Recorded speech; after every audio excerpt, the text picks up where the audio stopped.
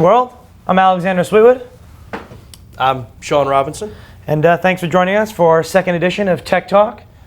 We appreciate all the feedback that came in. Got a couple notes. Let me go to some here. I believe audio was a little bit of an issue last time down in the store, but we've moved to the boardroom so we can control that a little bit better this time. Yeah, I don't know how much you guys can see. Tweet us with the hashtag UTechTalk. I got a couple notes here. First one, can you date me? No, I'm married. But that corresponded with the next 7 that we got in saying I'm ugly and I should die and that someone really wanted to watch, but the audio was bad. So I hope that is good now. Please We're still here, free. so we didn't do any of the you didn't do any of the other ones. So yeah, I wasn't gonna kill myself or think about it. But we did have some exciting news come out over the last 2-3 weeks. Yeah. Actually, especially in the last 24 hours. Yeah. At this point, the last 24 hours. Right, and one of the main things that we wanted to get to last time that we didn't get to was security. Yeah. And although I really want to delve into that now, and we can go on for a long time, because I want everyone to be secure. Yeah. And when I see people type in passwords, openly, without covering that anything. are 3 or 4 letters long, it really it drives me nuts. Yeah. But we'll get to that in a minute. We wanted to start off with Apple's announcement yesterday, since I guess I'm the Apple guru. Definitely around here. Yeah, around here at least. So we wanted to go over some of the things that Apple released. So they released a new iPad, 6.1 millimeters. I was pretty impressed with that. 8X chip. Really cranked up the graphics performance. Definitely a nice I think upgrade on the Air the Air. Have system. you held the Air? You have an Air? No, I don't. I haven't. You're the Google guy, so I assume you have a Nexus. But yeah, Nexus 7. Okay. But the only thing that I noticed, honestly, when you look at, say, like the other iPad they launched, the iPad Mini 3, right? It's $100 more for a fingerprint scanner. That's the only difference between that and the. Well, they lowered the price on the Mini. Exactly. So it's the same price as it was previously, but you get a fingerprint scanner. So you're talking about the same price. Correct. Because they lowered the price in the Mini. So one of the biggest takeaways, I think, is that we have the 8X chip. You have 2 gigabytes of RAM. And although those might not be spec'd out side by side, because I know you're big on this side-by-side specs, you're like, hey, my Nexus, I get 4 gigs of RAM. I think that the biggest thing that we're going to see here is just Apple continuing to progress. Similar form factor. They have a beautiful looking camera. Definitely. And the look is definitely very sleek with the iPad minis. My wife has one that she got from Which Mini does she have? The Retina or? I believe she has the Retina one. I would have to double check, but it's definitely playing with that versus playing with the Android devices. As much as I am, an Android guy, I do have to acknowledge that the iPad Mini and the iPad line do just look gorgeous. I mean, 6.1 millimeters, that's thinner than my iPhone 6, less than a pound. And I think that one of the biggest things that we saw that I think skips over a lot of people is the way that they handle the screen. So, correct, yeah. I don't know the exact, you know more about that than me. So the screen, essentially what they did was, when they build the screen, there's a layer of lights, and there's a layer of display, then there's a layer of touch, there's like a gap, and then there's a glass. So what they did was they took all those layers and they bonded them together. So you get less room for the light to bounce off of internally. Exactly. And way less reflection. It's basically thinner? From what I understand, it's thinner. Right. It really kind of sounds like a lot of what started happening with the displays, the computer displays. They went to the matte displays for a little while because it would. Right. Remember, I had a matte on my thing, and it worked great. They were awesome. The biggest problem was that they were more fingerprint prone. Right, and they didn't work. Yeah, exactly. They couldn't be touchscreen, and you would also run into issues where they would be more prone to dust, just from the air, because there's a material now that it could attach to. So Apple, besides that, they added an anti-glare coating, which is essentially will reduce 50% of the glare. So I used to be able to barely watch my iPad, but I could in the sun, laying on the beach with a little shade. But now I think that you're looking at 2 or 3 times as good. You're not going to be as good as a Kindle for reading because that's like a calculator type screen. Paperwhite kind of. I think what it was. Yeah, the Paperwhite has e-paper display. So right, it's like an Etch-a-Sketch. Exactly, and that's a matte display, like you said. Yeah, but you don't have the graphics, and you don't have. I mean, same principle that like Pebble Watch took. They went to the e-paper display because it's less power consuming and it's a little easier on the eyes. But with some of the new display tech that's coming out from both Apple and and even Google with the Nexus 6 that they launched. We're getting to the point now where the displays are just so damn good. And now that it's about efficiency. So we've reached that point where we can't see better with our eye. Although, I mean, I remember when you don't think you could see the pixels, but those edges are just beautifully smooth on the Galaxy and the iPhone now. And I think that the biggest news that came out of that, like I said, was Apple's increasing the RAM, but it's certainly that display. And I think that solves a lot of issues for a lot of people who want to bring their iPad outside. And I know I'm going to get an iPad Air 2. I'm going to get my iPad Air, the first iPad Air, hopefully. Definitely. I mean, and talking about displays, I mean, the iPad displays are awesome. That's definitely a really cool thing that they've fixed kind of some of the pressure points that people had with them. So it's a 2048 by 1536 pixel screen. So that's their Retina display. Right. So it is still very high resolution. It's above 1080p. It's above 1080p, but one of the issues that I know a lot of people, and actually Tim and I were talking about this, is that when Apple upped the resolution... You always have an issue with Apple. It's okay. No. I know, it's fine. That's our point. You're the Google side, I'm the Apple side. It's cool. Tell me the issue. I'm right, you're wrong. Yeah, of course. Yeah. So with Apple's displays, when they went to the Retina display, it wasn't it wasn't a traditional 16:9 aspect ratio.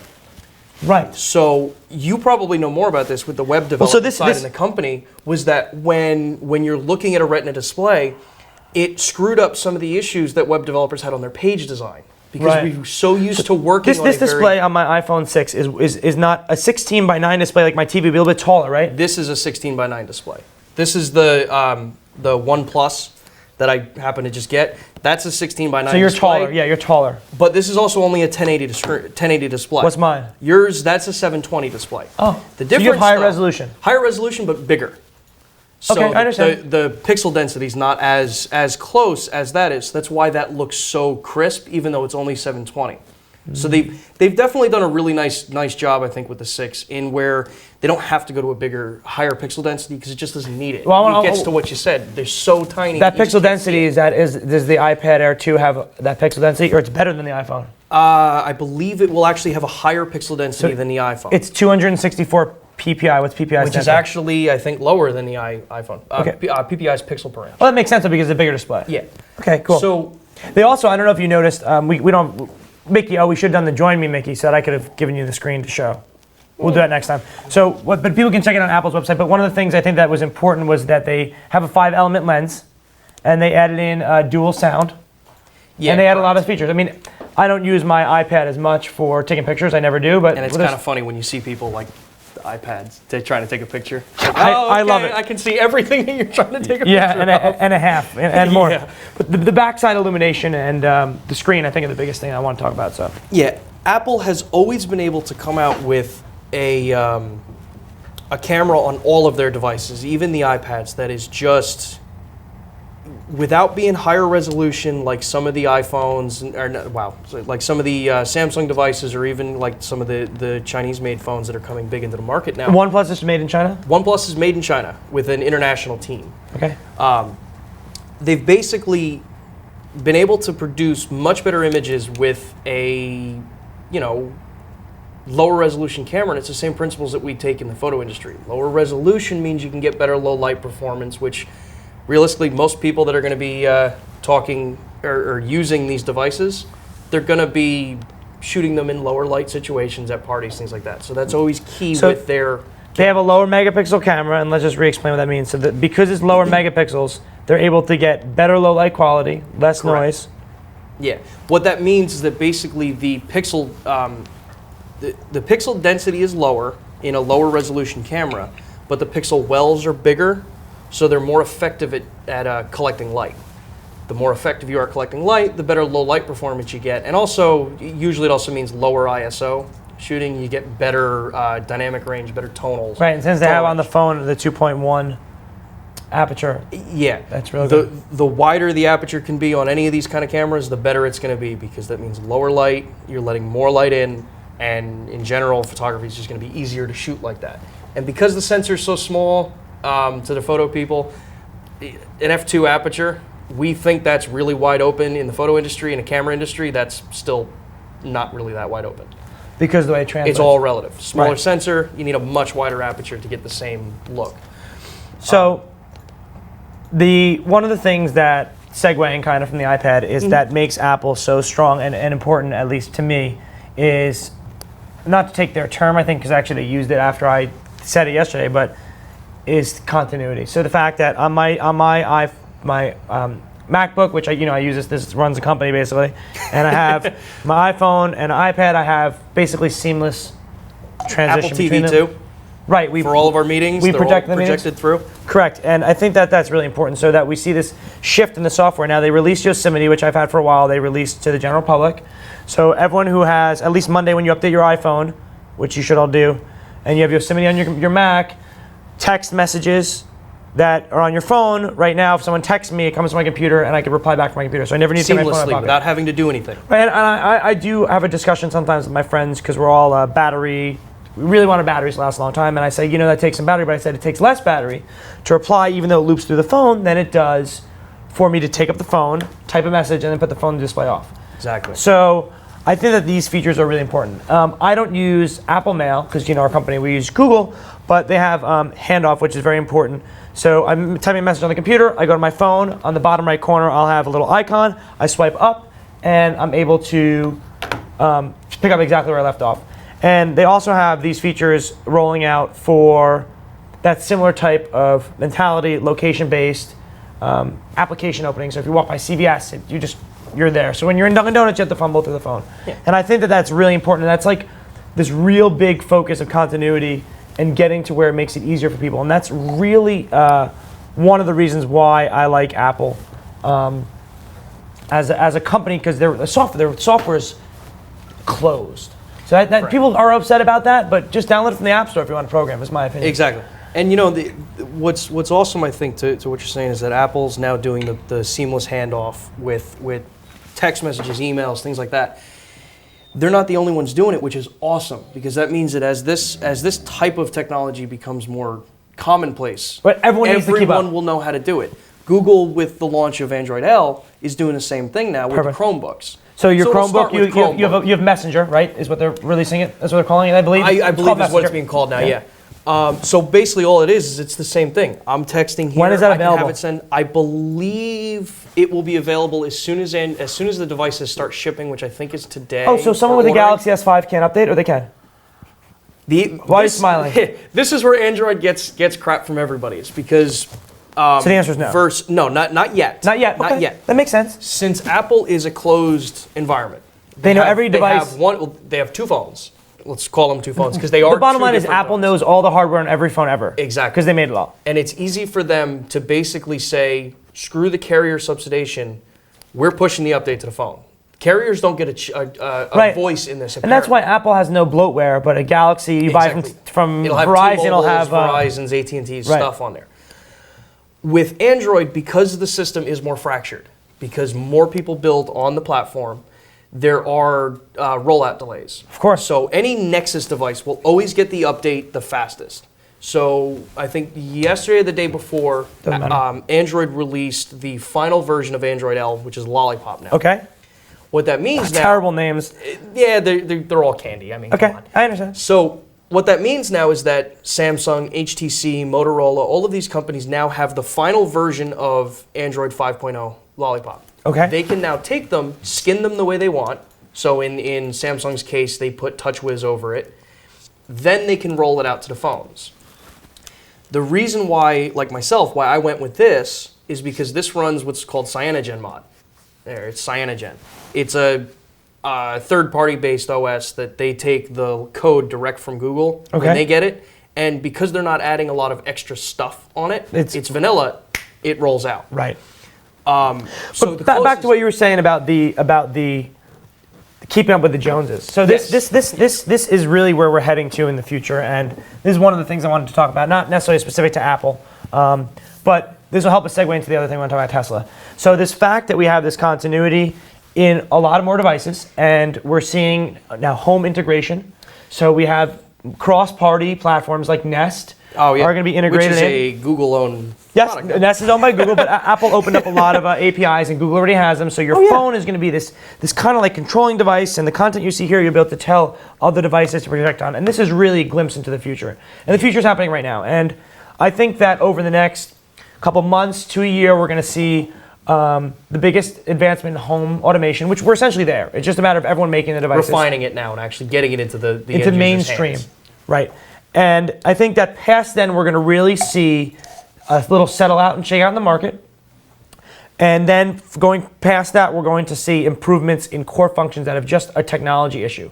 Like they have the technology to do all the home automation now. It's just simple communication. But for the phone batteries to charge in 2 or 3 minutes and last for 2 or 3 days, they're very close to that lithium process. Well, even now with right to the battery thing with the Nexus 6, you charge for 15 minutes, you get 6 hours of battery life out of it in 15 minutes. And it's that whole rapid charge design. Is that? Well, I mean, on my iPhone, personally, I use the iPad charger, which puts out 2.1 amps. Charges is twice as fast as when you plug into USB, which is 5. Definitely. Or 0.5 And amps. that's the same thing with this guy. The charger that comes in is a higher milliamp hour charger, so you can actually like really. It's a watt. It's all just so everyone knows. It's watt and volt is what it is. But yeah. So you can definitely charge them faster. The biggest thing that I've noticed though is that where some of the devices, by throwing that higher amp charger in there, you can actually start to damage the battery over time. The phone, Apple, from my understanding, designs it so that you can do that. Because it's a universal charger across the board. That's specific too, because when you're talking about DC, the phone draws the power. So it's not like AC where you can plug into like a outlet in Europe and blow up your hairdryer. But this is with DC, the phone pulls the charge. Yeah, so if the phone can take it, it's going to take it. Otherwise, it's not going to take it. It's going to trickle it in like it. Well, I mean, my personal view of the future, which I preach for a while and we'll probably see in 3 years, is a moderate form of wireless charging. Yeah. So your phone battery won't have a crazy improvement, but when you come over to my house, I'll give you the password and you can charge your device within a couple feet. So right now, everyone in our boardroom, when they're at a meeting, their phone will be charging. And I know we have the placement chargers, or like my toothbrush works where it plugs in. But that's much closer magnet charging. And that's basically working off NFC, I think, correct? No, it's not MFC. It's a magnet in some cases, and other cases is like induction charging. Gotcha. So there's no open pins. So basically, just coming home, doing this, phone's charging, but it has to be in that very close box. Yeah, and what you see is, you and I talked about pins on devices, and essentially, if you picture charging the device, it's even though using USB cable, it's 2 of those wires are producing power. And that's like how my watch charges. Right. I don't know if you can see, but there's pins on the bottom. Sean has the LG watch. Yeah. So since it stays waterproof, that's one of the things, which will also be a nicer thing, because if the phones start moving to that, it means that you have more of the opportunity of making a phone that can take elements. Yeah, and on the iPhone and even your phone, there's a lot less holes in the phone now, so it's going to be much easier to get them waterproof. So all those people that drop them in the toilets and stuff like that. Yeah, no, that's me, but I have dreams sometimes when my phone goes in the water, and I don't know if that's because I know that I can just restore it from iCloud or if not. Let's move on to Tesla. Yeah, let's move on to Tesla. So enough of us going up and back about some iPhones. We're going to talk about Tesla, and I don't know if everyone's aware, but we're going to tell you anyway. Tesla rolled out the... See where I got to get you, Mickey, to be able to put this on the screen so people can see. How do I get this link up so people can see it? I just tweet it, or TeslaMotors.com. Can I put it in the comments? Can I just do it myself? Yeah, actually, we can actually just comment right on the YouTube page. Okay, so I got to open our YouTube page. Yeah. Everyone will have to bear with me for 10 seconds. While he's talking about that, Tesla is definitely one of the newer companies that has really pushed what you can do with electric car tech. For the people who don't really follow much about automobiles, they are on the forefront of making fully electric cars that eventually will become cost effective. Right now, the cars are between about $100,000 and $140,000. You can get a little bit less. I don't know. All I know is when I built the Tesla that I would buy, I was $130,000. Yeah. Which really, looking at it, it's with a car like this, it is the same principle as most other things. If you're gonna buy a car like that, you're gonna buy the top model. Yeah. I'm not gonna buy one that's the battery's gonna last less. I mean, exactly. It's an electric car. The smaller models they're great because you're getting electric. Hey Tim, it won't let me post a web. It won't let me post because it's a web link. It's a link. All right, send it to me. Okay. Get it, John. It'll end up being in the comments. So basically, Tesla has 3 models. They have the the Model 60, which is a 60 kilowatt hour battery, the 85, which is the 85 watt hour battery, and the P85 now. Which goes 0 to 60 in 4.2 seconds, which is extremely, extremely impressive. Yeah, I believe Elon Musk said that their goal was McLaren F1. With electric car, you have a lot. When you think about the way a engine works at higher RPMs, you have more torque and more power because the cylinders are pushing, so it's easier to go from motion like this to really fast. So with an electric car, because you're using essentially an electric engine is coils of copper and it rotates, they could push more power through it and immediately gets that instant, torque. Right, so you have a very flat torque curve. Yeah, and at higher speeds, you don't have to basically, like with a gasoline motor, you put your foot on the gas, it has to build up and then try to continue. Electric motors, you're there. And you're going. The way they're developing the transmissions now. What's wrong, Mikey?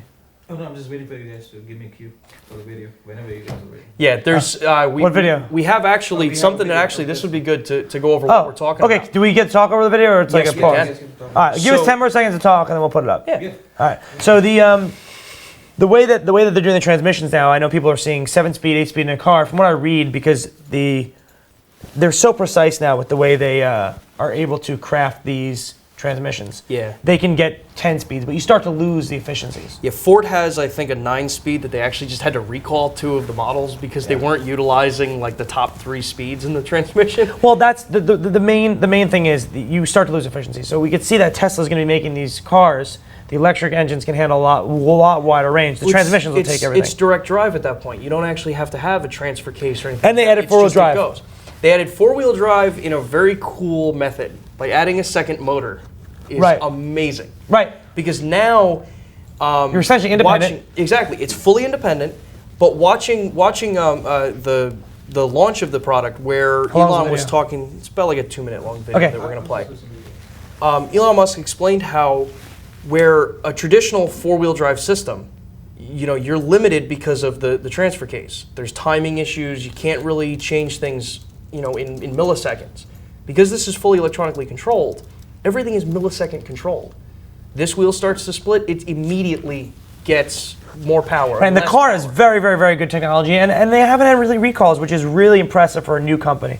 And they're also, if you notice, their models are very similar to Apple's model. They have a very select amount of cars, and they're really going to continue to build on that platform. And I think that's the way we're going to see these keys to success in technology. Just kind of something brand new is. Yeah. It also helps, in my opinion, I think that it's a sexy looking car. Oh, it looks great. So, we're going to play the video. Does the video talk about the auto drive or no? So the video that we're going to play, it's actually, I don't want to ruin it, but we actually found it from Engadget. Okay. So shout out to Engadget for posting this. The link for them is going to be down below the video. The video is going to show the 0 to 60 acceleration and some of the automated driving, let's talk about that for a second. So the automated drive, essentially, because it's not prime time ready yet, on your own property, you can summon the car to pick you up. So if the car is parked in the back of your property and it's in the garage, you can open the garage, the car will drive and come to the front door or under your overhang to get you. Pretty sure it'll even open the garage door for you. This makes sense. If your garage door is set like that. Great. So I mean, this is awesome technology. You're playing the video now? Okay. All right. Great. So what you're seeing here is this is the test setup that they had for everyone that was at the launch to basically get a test ride with the car. Which you see right now, they're going 0 to 60 in 4.2 seconds. Now, granted, this is a fully loaded car, so they do explain that it was a little bit slower for the launch, but you're talking having 5 people in each car, and you're going 0 to 60 in about 4.2. I can do this all night. I'm going to be quiet right now because there is audio playing. The other thing, right? So I'm not going to drive. I've got my hands off. My feet are not on the pedals. It's going to see this sign says speed limit 30. It's going to automatically speed up. It's going to follow the curve of the road this way and then follow the curve of the road. And your feet are not on the pedals. My feet are not on the pedals. See, Okay. like, not touching it, right? It says speed limit 25. It's going to do that. Hey, look, I want to change lanes. I'm going to indicate with my turn signal, and it's going to change the lane for me. It looks, of course. And then, look, there's a car ahead. I haven't touched the brake one bit, so there we go. Holy cow. And I just touched the brake to get out of autopilot, similarly to how you would do cruise control, cancel. Yep. And I can just drive as normal. That was cool. I want to scream right now. Welcome to the future. So pretty much like looking at that, this video will also be available down below, so you can get an idea of what. Yeah, and you posted that link for me so that's the Tesla's website, and the technology in the car is fabulous, and this is certainly where we're going. So the car being able to drive itself is, the thing that I point out to people is we're always going to have a liability issue. Someone's going to ram into your car and it's going to be, whose fault is it? That's the question. Or my favorite scenario is there's a grandma walking across the street and a 5-year-old, and there's only one way to avoid the accident, going left or right. Hit one of them. Right. So a human might, I don't know what kind of action I'm going to make, but you might just crash into the car. So that'd be, that's an interesting analysis. But the cars now are almost driving themselves, whereas I know cars can stay in the lanes, can bring you from full speed to a stop and then back up the speed with the radar cruise control system. Know when there's cars around you. Was Audi one of the first ones that actually implemented that? Audi had it, but that was out of my range for buying a car. But my friend, when I was younger, had this is already 8 years ago, he had his mother had a Infiniti. And I was driving on the highway, and I put the cruise control on at, let's say, a high speed, and purposely came up behind the car to see if it stopped me, and it stopped me very well. So they're very close to having the car be able to fully drive itself. And I know that Audi released they're working on an RS7, which is their big station wagon, big sedan that will go 149 miles an hour automated. They want to have it do laps. So we're talking about really being on the forefront of technology, and we're really living at an exciting time. Not only from the technology in our cars, but that is the technology in medical is advancing very rapidly also. Yeah. What else did you want to talk about Tesla? Because that was really your baby. So with Tesla in general, I mean, we had actually been talking before about how with Tesla right now, they did also announce how they're having I think it's called like a certified pre-owned or used Tesla, because they've been out long enough now that you'll actually be able to find used Teslas. The problem is, when I did a quick look, which actually we'll put I think it's Auto Trader or one of those things, we'll put it down below. They're still going for like $100,000. Used with like 30, 40, 50,000 miles on it. So if you're looking for a car that actually has a really, really good resale value, Tesla's it. Granted, you're still buying into a very new technology that will develop over time in a way that most people aren't used to. Because everything is automated with Tesla, the drive computer, everything is not your traditional, car CPU that we're used to. They get over-the-air updates. So if something is buggy in the car, Tesla will push an update to it. And all how does that work? By cellular or Wi-Fi? I believe it's Wi-Fi. I think you can do cellular. I have never looked into Wi-Fi. it. But great.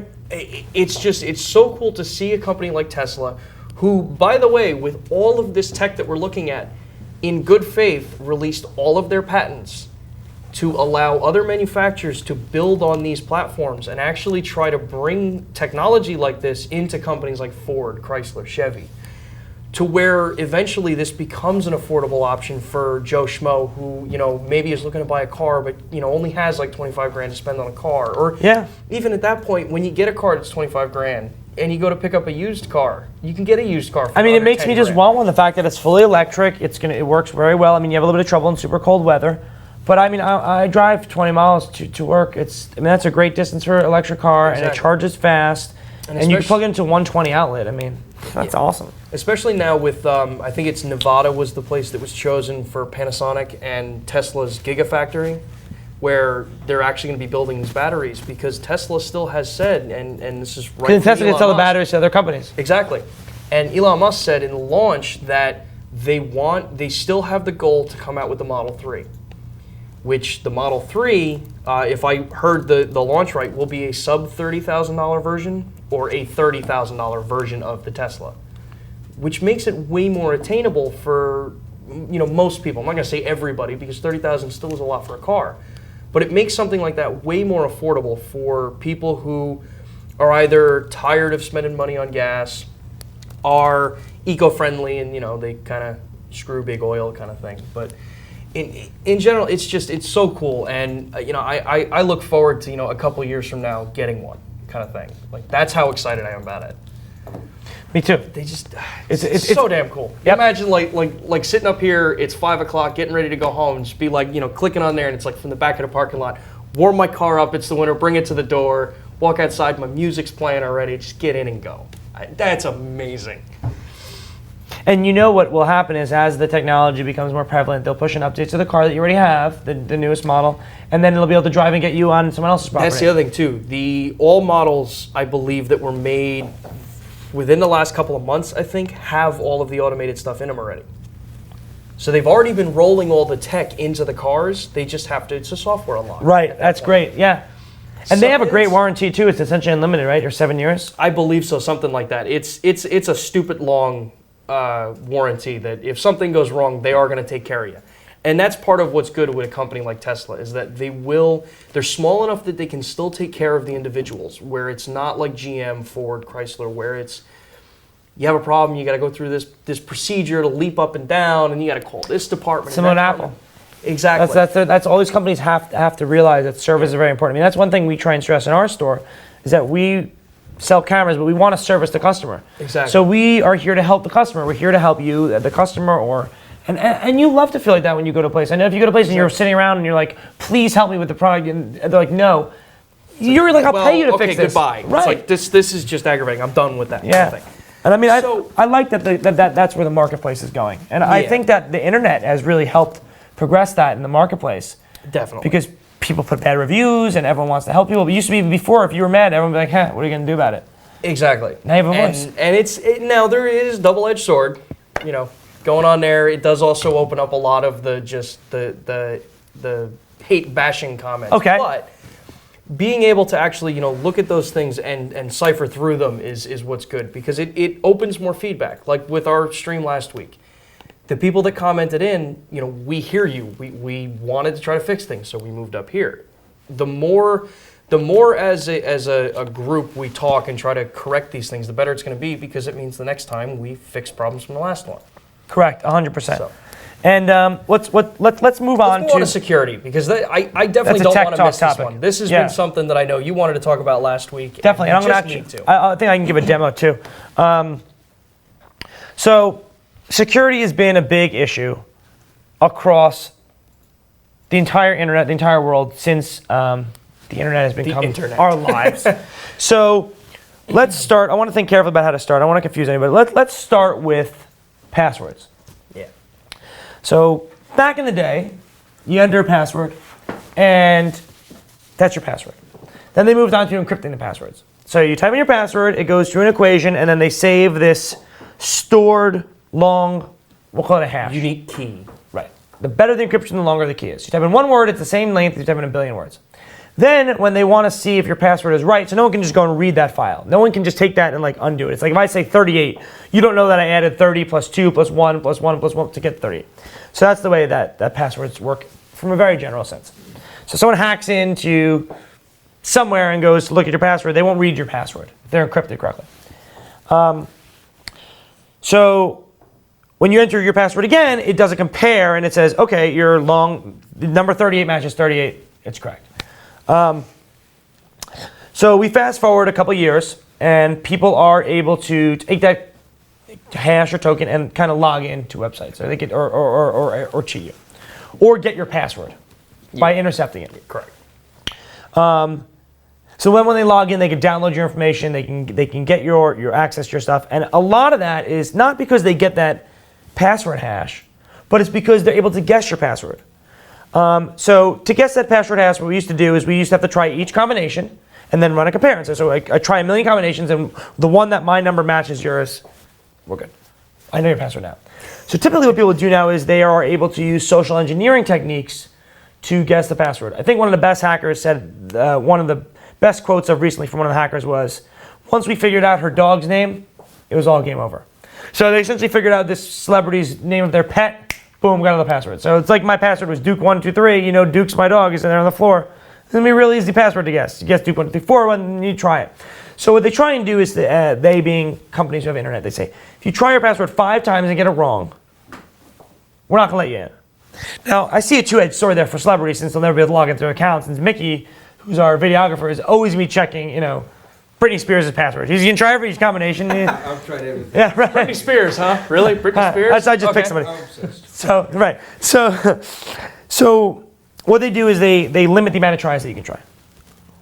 Which is Great. That's definitely awesome, Right. I think, because Right. I've had issues with it before. right. And my passwords are typically very simple for our office, because I use what's called two-factor authentication. So the way two-factor authentication works is you put your username, let's just say to log into my computer is Alexander, and you put in your password. Mine's Alex123. Boom, it lets me in. Two-step authentication, or something that's called two-factor authentication, uses another number that is either based on time or based on a live check.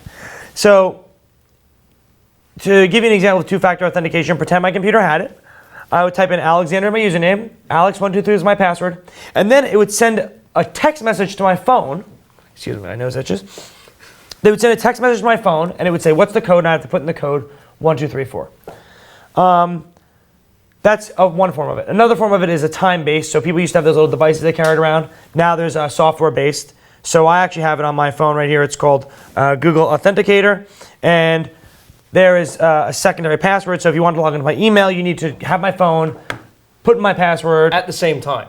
Right, it's time. Yeah. So after 30 seconds, it goes away. So, which is, it's actually something we used to use because since we're the T-Mobile store when we started, that was how we had to log in. You know, little key thing that had right. it, and it would generate a new code every. So you need to have that device seconds. to log in, and the password, and the other thing at the same time. It has to be timed. If right. you're not timed, that's it. It's over. Right. You gotta wait. So you go to my computer right now, and you type in Alex123, and I'm not here. I'm gonna be like, someone's trying to log into my computer. I'm gonna know about it. That essentially. Come here, Duke. It's all right, dude. Come here. So that essentially eliminates. Yeah. All of everyone's ability to hack, since you need that live update. Exactly. Now, Cool, yeah. there's always going to be people who are going to eventually be able to break into that, but it makes it so hard Right. because most of the time, you know, what people I think honestly forget is that if your passwords are easy, you become an easy target. If your password's hard. Much harder. What the hell's the deal with someone really going to want to try to go after you unless you have something? If you have something, then they're going to try to go after you. We just cannot escape the store. No. Ever. They know where I am at all times, unfortunately. My phone's lighting up right now. So basically, something that I know really kind of comes up is if you make it easy for people to get you, which in essence is basically you making it easy for yourself to get in, anyone can break into your stuff. You make it hard. You make the passwords hard. You encrypt the passwords. You encrypt everything. Your phones. I mean, well, that's kind of done by Apple essentially, or Google. So that's done by that. But the key is you have a good password, and that's going to be that's the biggest step. So if someone is able to do that brute force attempt, they're never going to be able to get in. Exactly. And I know Facebook does it too. A lot of people forget that Facebook does and has had for a couple of years now. Yep. So my Facebook. And I want to back 1 second before I get into that. But the biggest importance of that two-factor is that you know someone is then attempting to go in. So then you could change your password. So they get your password to one thing. Typically it's the same to everything. And then before you know it, they can access all of your information. So, for instance, on Facebook, if you log into my Facebook with another simple password, it sends a note to the phone. Use code generator to log in. So if I know someone's having trying to attempt it, I can thwart them and basically block them. One button just says block that IP. Correct. Or block that browser. Or change my password. And then they have to then figure out my password again to then be able to get in my two-factor authentication. And usually that's enough for people to stop at that point. If they're really trying to get in and they get caught at the beginning without even going in, they're probably done. And everyone always tells me, one of my friends had a password the other day. I was looking at it. I'm like, your password is so simple. She said, yeah, well, what are they going to get when I get in? When they get to my stuff? I'm like, it's just going to be a hassle because you're not going to log into any of your accounts. You're going to have all of your stuff gone, and then you never know when you enter your credit card number when they buy some stuff, and now you have to have new credit cards. It's fraudulent transaction. You're also going to forget that you probably do have something stored somewhere that's password that is important. You may not think about it. Right. It could be linked somewhere. And I think that the biggest thing that people look to do is if you buy something on your Amex card and you take my Amex card and buy something and you stole it from me, they're not going to make me pay for it. But what you could then start to do is you then open up accounts in my name. So I don't even know that these accounts are out there. You take out loans. These are things that you can't get back, and it's going to take a long time to get it back, and it's going to be a big hassle. So these simple things like losing your computer password. You want to let him out? Yeah. Duke's done. Duke. Duke made it a while in here without making a noise. That was cool. Tell someone to let him out so he doesn't bark out there. So that's a really important lesson is the two-factor authentication, and we can talk about it for a really long time. But I think that everyone just needs to be aware that the two-step authentication exists, and that you should set it up in order to protect yourself. Is someone taking care of it? And it's always it's so easy to set it up too. I know a lot of people are always like afraid to do it because it's one extra step, but it's like realistically, if you think about your email or Facebook or something like that, I know around here. Email. I want to segue into something else. Go ahead. So like with Facebook, one of the things like around here is like if someone leaves Facebook open in the store, everyone will always want to mess with each other. Well, if you have that kind of two-step setup going and you log out and you happen to remember that. Well, the first thing I you left recommend your- everyone does is on a computer like that, if you always use Google Chrome or Safari in private browsing or Mozilla, Yep. Firefox, private browsing, and just quit the window. You don't have to log out Exactly, even. Once you quit, you're out. It stops that instant. Correct. What's good with Facebook too is that it will also say like, do you want to save this browser? So hit no, So they're say out. no, and that means that when you close it and someone tries to log in, even if your password's saved, it'll still generate and say you need to put the code in. Right. So then you can take a look at it and say, oh, I forgot it was logged on. Go in and just say remove that instance from being able to even have my password. Correct. So And log them out if you did leave exactly, logged in. yeah, and just kick them off. So you can prevent yourself because that is one of the things I know that happens. Mickey, we don't have any People zoom on the haze each camera, other. right? So I can't show it?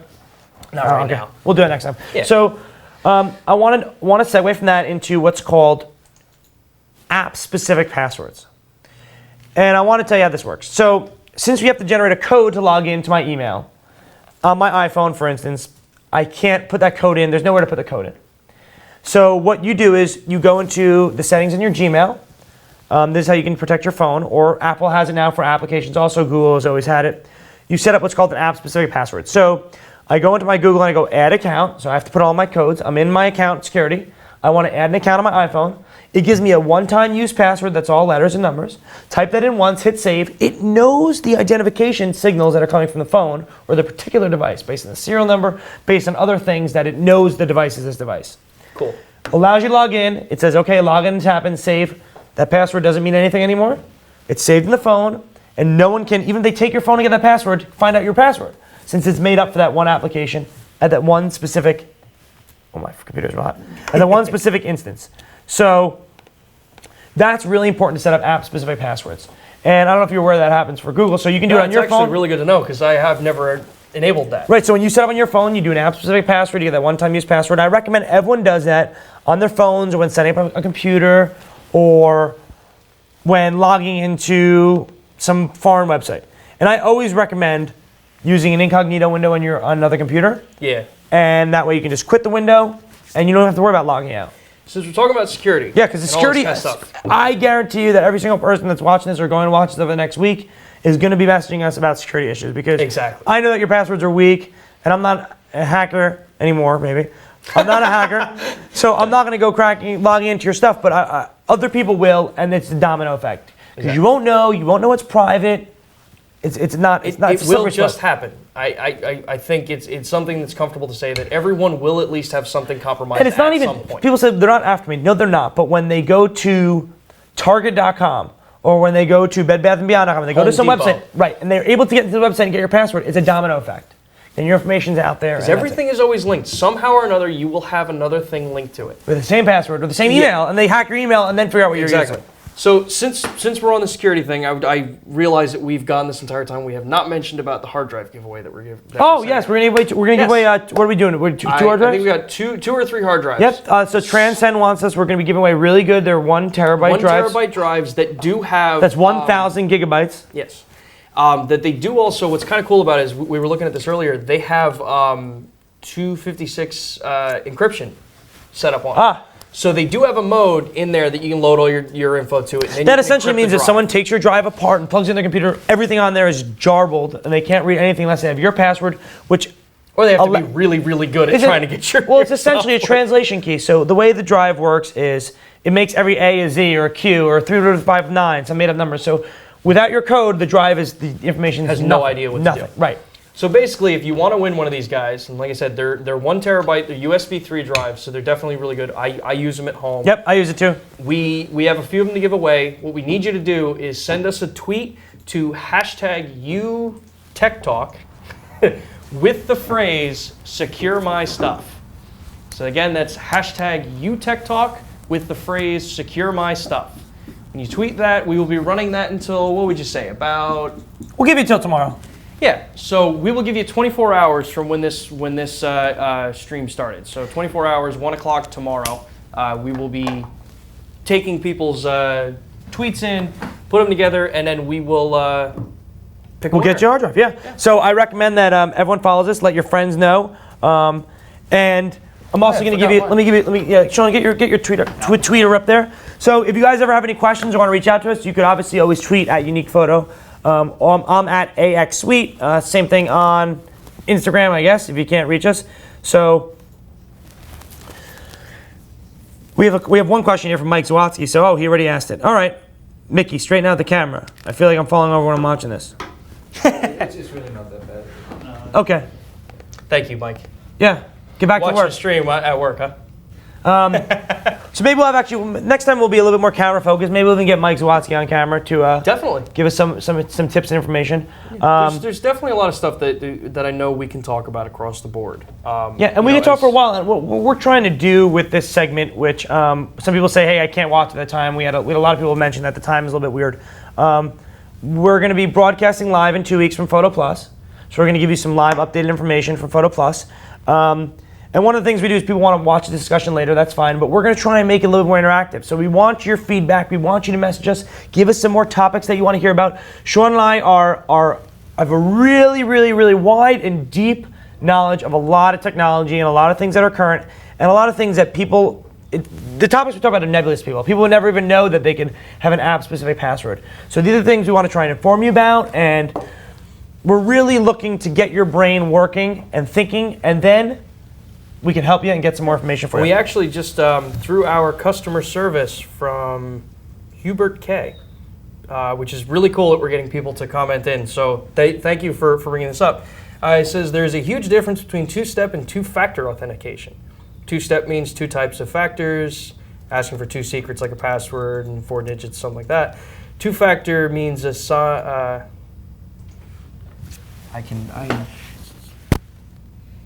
we're just going to make sense of this. Hang on one second.